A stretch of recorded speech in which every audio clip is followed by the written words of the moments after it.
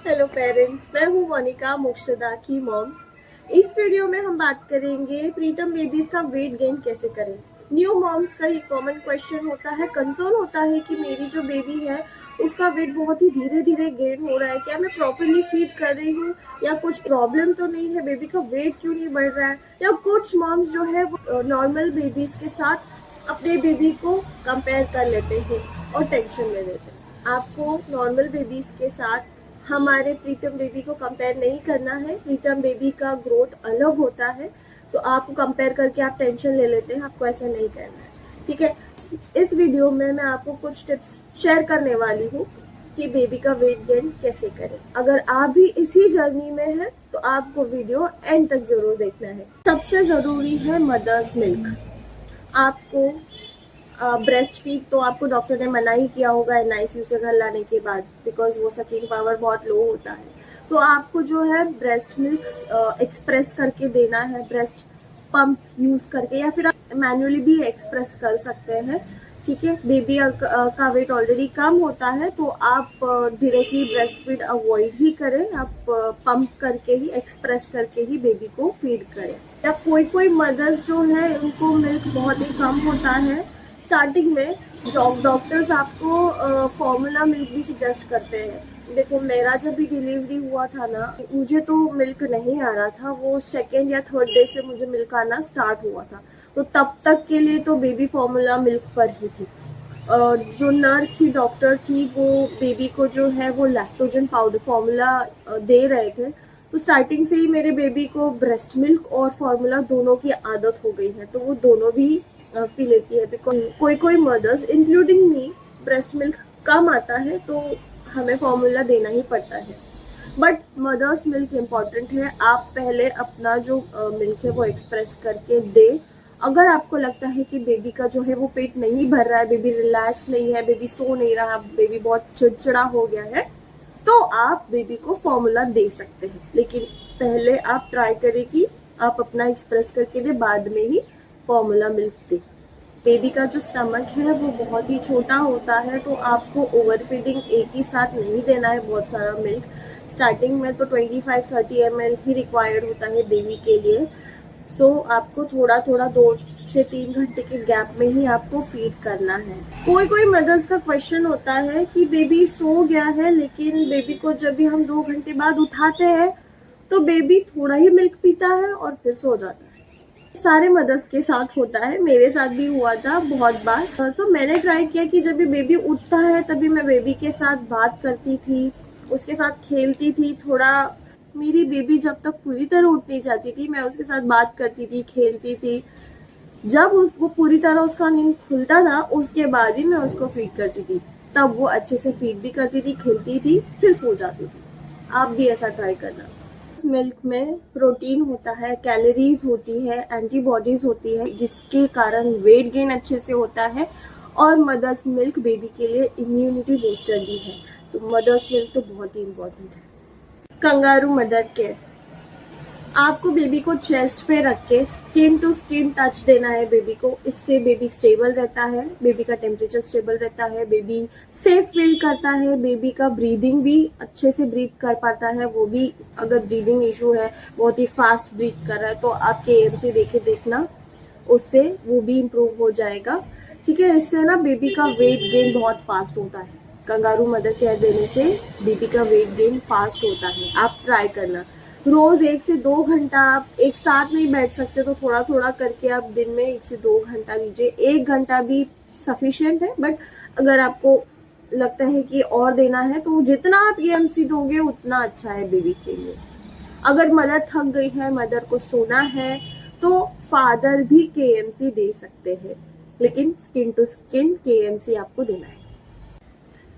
Baby के आसपास hygiene रखना है, बेबी को भीड़ भाड़ वाले जगह पे नहीं लेके जाना है, या फिर घर पे भी ज्यादा लोग ना आए, इसका आपको ध्यान रखना है। जितना आवाज नहीं करोगे, जितना सेफ एनवायरनमेंट होगा, जितना शांत एनवायरनमेंट होगा, उतना अच्छा है बेबी के लिए। प्रीटम बेबीज बहुत जल्दी थक जाते हैं, तो आपको उस चीज का ख्याल रखना है कि आपको बाहर या घर पे ज्यादा आवाज नहीं होना चाहिए, सेफ और शांत एनवायरनमेंट होना चाहिए, तो बेबी अच्छे से ग्रो कर सकते हैं। अभी जो है बेबी 4 से 5 महीने का हो गया है, बट फिर भी वेट गेन बहुत ही स्लो हो रहा है, टेंशन आ जाता है।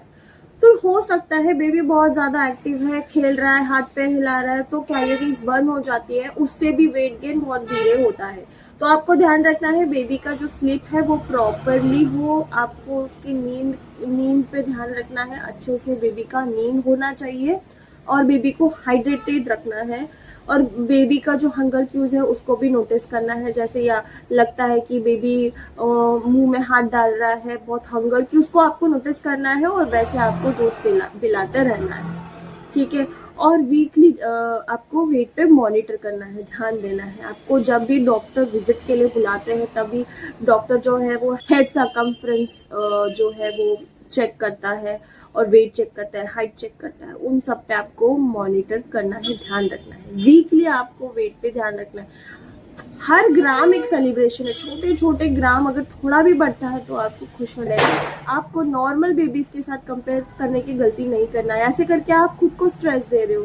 प्रीतम बेबी है, उसका जो है ग्रोथ अलग होता है, ठीक है। वो माइलस्टोन्स जो है वो लेट अचीव करता है, बिकॉज बेबी जो है वो जल्दी पैदा हुआ है, राइट, इसीलिए वो लेट अचीव कर रहा है। तो आपको इस पे ध्यान देना है, और टेंशन लेने की जरूरत नहीं है, सब हो जाता है नॉर्मल। बेबीज जैसे 1 ईयर तक होने आ जाते हैं ना, सारी चीजें नॉर्मल हो जाती है, वो नॉर्मल बेबीज की तरह ही ग्रो करते हैं। चलो तो अभी बात करते हैं कुछ कॉमन क्वेश्चंस पे। एक क्वेश्चन तो मैंने आपको बता दिया, कॉमन क्वेश्चन जो है कि बेबी को जब भी हम उठाते हैं, थोड़ा पीता है, सो जाता है, तो तुरंत आपको उठा के पिलाना नहीं है, बात करना है, खेलना है। जब तक लगे नहीं कि पूरी तरीके से उठ नहीं गया है तब तक आपको फीड नहीं कराना है। जैसे ही उठ जाता है पूरी तरीके से आपको फीड करना है, बेबी खेलेगा और सो जाएगा। दूसरा क्वेश्चन, बेबी केएमसी के लिए कंफर्टेबल नहीं है। जब भी हम केएमसी देते हैं बेबी रोने लग जाता है, बेबी को वो पोजीशन ही सही नहीं लगता है जब भी हम केएमसी करते हैं, ठीक है।